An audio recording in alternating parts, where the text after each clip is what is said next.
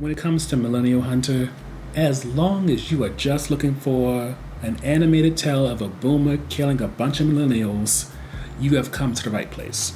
To summarize the film, John is a 60-year-old man who's set in his ways and has very little understanding of millennials and honestly has very little desire to understand them. But like many, when it comes to people he doesn't like or even groups, he has built some type of tolerance to them. That is until one clout chasing millennial kills his wife, blows up his house, and tries to kill him. Oh, and on the same day, because of this new millennial fast news organization, he loses his job. And with the combination of all this happening, John snaps a little bit and he decides to spend the next 7 years training, mostly for killing animals, to eventually get to the point where he can kill as many millennials as he can, if not just do a complete genocide of the generation.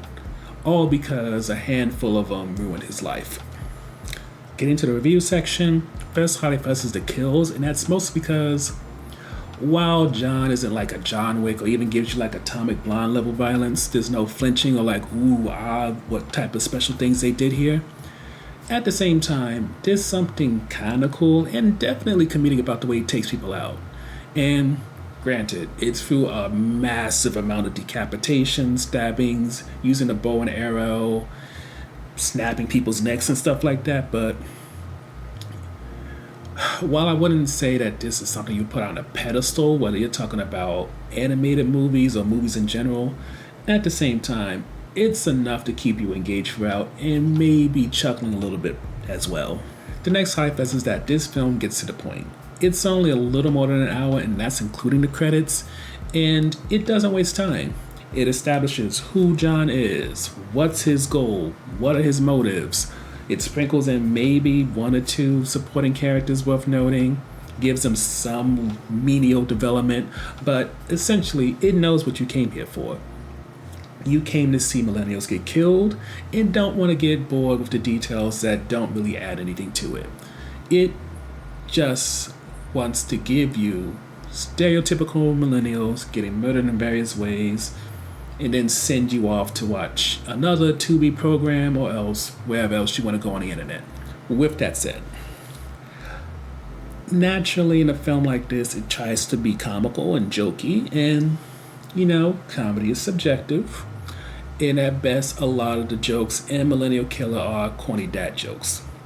Which, granted, it fits John since he is a dad, he is old school, so combine the two, him doing corny jokes works in terms of the dialogue and fitting the character. And adding that the film doesn't really have maybe any expletives and he's doing all this murderous stuff and still being corny, it allows you to see in a way that even though he's snapped and off his hinges a bit, there's still a part of John that's very much the guy before all this happened. But unfortunately, none of the jokes are that fresh. None of the jokes are something that you would want to repeat or maybe even take like a clip of and like spread on social media. And I'll give it to the film. None of the jokes that John does seem like they're set up to make a laugh or even become a catchphrase, but at the same time, I feel like more could have been done in order to at least give something that felt original and not just taken off somebody's Instagram. The next on-offense topic is, if you're someone like me who does enjoy a bit of character development and not just action scene, set up for the next action scene, this may not necessarily be for you. For while there is a supporting cast member and a character named Jessica, who is John's friend, as noted in the highlights, this film is not trying to add too much fat to it. This is a one-off movie with little promotion beyond a trailer, and so it really is just focused on giving you what the title promises. So whether you're talking about Jessica, John's son, the various people that John has to go after in order to take down the head of the millennials, or who he sees as the head of the millennials, you don't really get a lot of personality. You don't get any real complexities when it comes to these characters. And I would even say you're not necessarily pushed to wonder who may live or die and really become invested. You really are just pushed to enjoy the action. But even in terms of the action, again, while the kills are definitely interesting and can be comical, unfortunately, John isn't given like a proper back and forth. John, who by the time he becomes a serial killer is 67 years old, and he's built up like a Hulk Hogan or some type of WWE figure where he's not only unstoppable, but when you take up all the different stats and stuff, you kind of question why he's unstoppable. And to note, when John really starts taking on people and trying to kill millennials, he's not giving them a fighting chance. Usually he's doing it in very cowardice ways, since he's usually killing them from behind, using a bow and arrow, or doing quick moves to take them out. But even when he's taking on people like, what's his name? Jakey Wakey, who is the person who killed his wife, you don't get a back and forth. And this is with Jakey Wakey being built like Bane from the Batman series. There's no back and forth. It's pitiful.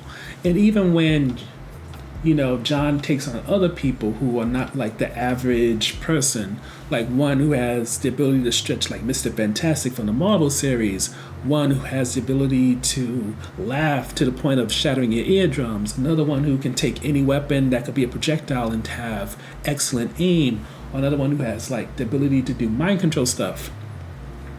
There's no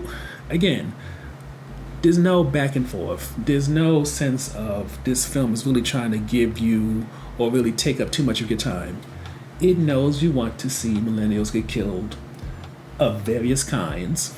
And so, John may take a little step back, may get a little hit every now and then, but in the ultimate ending of this film, he's going to do what has been promised to you. He's going to kill, he's going to hunt, he is going to succeed in his goals of taking down millennials. The only question is, how many?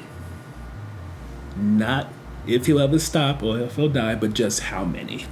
Overall, Millennial Killer benefits so much from being short and sweet because you can see so many little things that could, if this had more time, get on your nerves, but because it decides to exit while the getting is good, you leave rather happy.